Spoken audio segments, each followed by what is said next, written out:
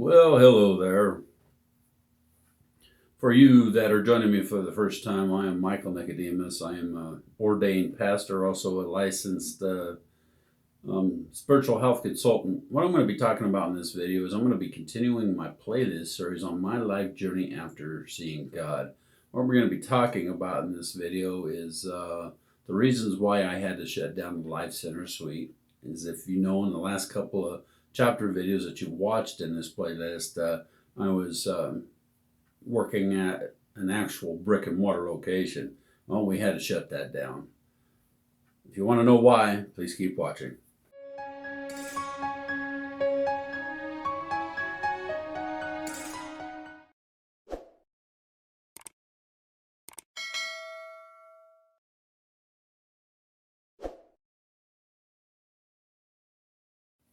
Well, as you know, the Life Center Suite was a prayer request that we had to actually have a physical place to meet that we could keep our stuff setting up at, and then we'd have an office to go to on a daily basis. And so when I got the personal injury settlement, I um, paid for 8 months in advance of the cost of that life center that we had. So I paid 8 months, and the rent was $860 a month. That was pretty expensive, and when you're on a disability, it's hard to come up with that money. So things started progressing, and I was finishing up my house remodel so I could get moved in here. So we opened up the suite. I believe it was the first of March. We opened it up, and it took me 30 days or so to get it set up and to get my house completed, so I could move into my house, and then also get everything set up at the Life Center. So I would use the weekends to work with my team, and so I'd start working with them. And as you know, on March 22nd, we barely had things setting up at the Life Center, March 22nd of 2019. So had a chance to start working with the people, the two ladies and Brother Paul. Brother Paul and I, we started the ministry together, and I had the concept, and we worked together to write the guidebooks and the materials that we used in that course. And so then the two ladies came on board, and I had a seminar. And the seminar basically was an introduction, a flyover to what we were going to teach at the Life Center Suites, and then people could sign up and get on a student list or a consulting sessions list, and then they could have a male and a female facilitator in a classroom, and they could be in that classroom with 12 other people that were also learning the program. That was my intentions, but when you have two women and another man plus myself, and we're going to be working as a team, so a man and a woman, and two teams, so we would have maybe two classes going at one time.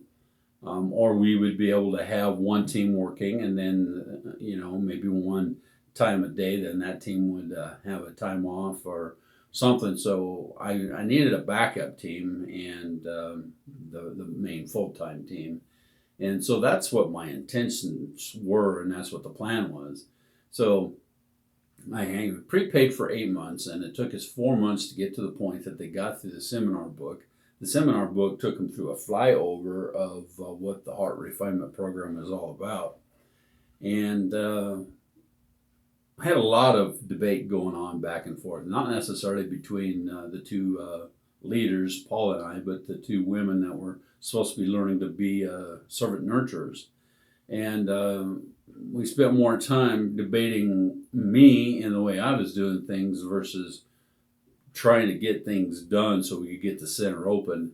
And to me, the ladies had not gone through the all the guidebooks to be able to open up the Life Center. There was several books that we were going to teach out of to have it available for the people at the Life Center. And remember, I prepaid for 8 months, but 4 months of not being able to work, not being able to have people there. So many times I would go to the Life Center and I'd sit there by myself because the other people had something else to do. It got to a point that those women were using the Life Center to their own benefit, to their own purpose. Laura wanted to start a marriage counseling service. She was going to school to finish that, and it was kind of a clash of what we were trying to do as a man and a woman trying to do heart refinement. I think that's necessary. And if she wanted to do marriage counseling, she needed to go through my program because she was going to get paid to be a course instructor at Heart Refinement School.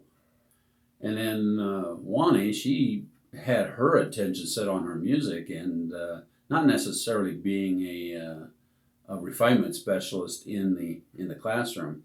We've seen that a lot. And as I started talking to some of the other vendors out at the House of Neighborly Services there, they started coming up to me and they says, that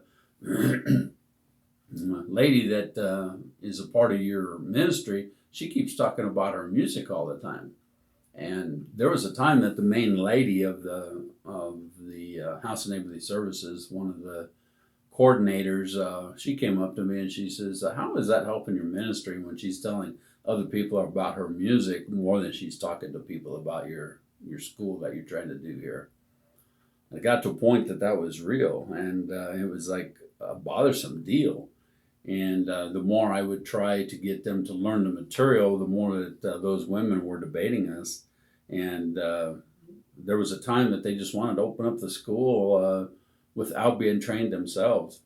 And I thought, okay, if you think you're ready for this, then let's hold a seminar. Let's actually do a mock seminar. So I had some of my family members and my girlfriend at the time went, and we sat at the House of Neighborly Services in the classroom.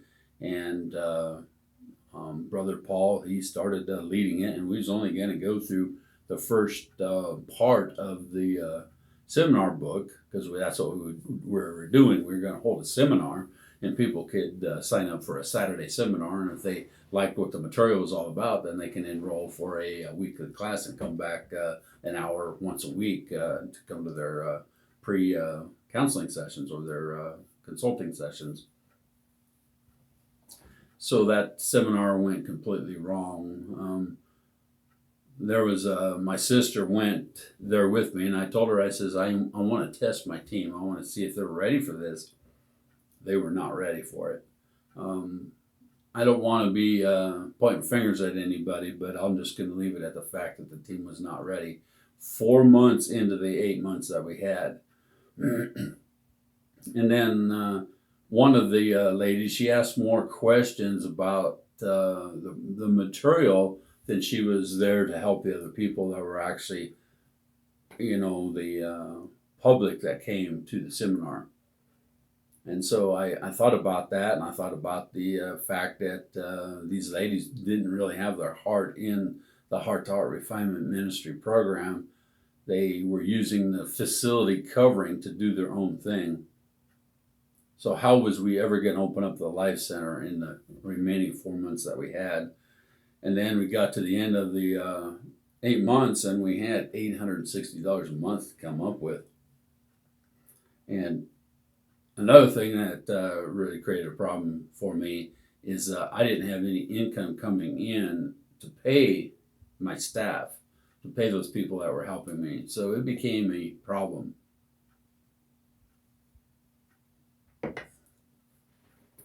So we had to shut down the Life Center, and there was some bad feelings from the women about why I had to shut it down. And Brother Paul, he understood because he was going out and looking for work. He needed a steady paycheck, and I couldn't expect people to come full time. I was on disability income, so I was able to be there, but I couldn't expect people that were needing a paycheck to be there full time. And the only way that I thought that we would be able to have the income to pay them is to have students starting to come. And I was going to charge each student like $60 a month to attend the course. That would be $20 a session or a hour session, that they would be there with a group. And then we could also do one-on-one sessions with people. But it didn't work out that way. And I got to a point, it's like, gonna have to shut it down. It's like, I don't have the income coming in, and we're not going to get there to a point that I can pay these people to come in. And Brother Paul, I paid him out of my settlement money I paid him $2,000 for helping me to write the material and to be there with me. And the classes that we did, you've seen that, where we were actually in a classroom. And that was a valuable part of my life. But I had to close down the Life Center. And I had to let everybody go, and it was hard. It was hard to let everybody go. But my little office here is set up in a way that now my ministry is done here. This is where I do my ministry at, and I am a full-time online course creator now, and I'm also a online spiritual health consultant. And I have a channel, Heart to Heart Refinement School, and going to be starting Heart Refinement for Teens here pretty quick. So that's what I'm doing now. So where do I go with this playlist series? This was my journey after seeing God. So, it brought me all the way up to the Life Center, the Heart to Heart Refinement Ministries Life Center, and we shut the doors and set up my office here. My desk that was at the office up there is here. A lot of the posters that was there are here. The TV that we had there is here. And so can I reach more people being an online spiritual health consultant? The answer is yes. So what I'm going to be doing in the next chapter of this video is we're going to be talking about being a online spiritual health consultant. What does that mean? How does that work? And how can you, watching a virtual pre-recorded consulting session, help you with refining your heart? Now, we're going to talk about it in the next chapter of this journey that I'm on. Sometimes it's a slow process to figure out how do we get there, and how do we, advertise the material that we're doing. How do we get it out to people? That's a big thing. But I've got 3 posters here in my room that say, the way, the truth, and the life. And as I've been studying these posters, I see God, Jesus, and the Holy Spirit in these 3 posters. This is something that's pretty amazing. But we're going to talk to you about that in the next video. Until then, my friends, may God bless you. May His face shine upon you, and may Jesus always bring you joy. Don't forget to check out my Wednesday night Bible study. You can see that right here.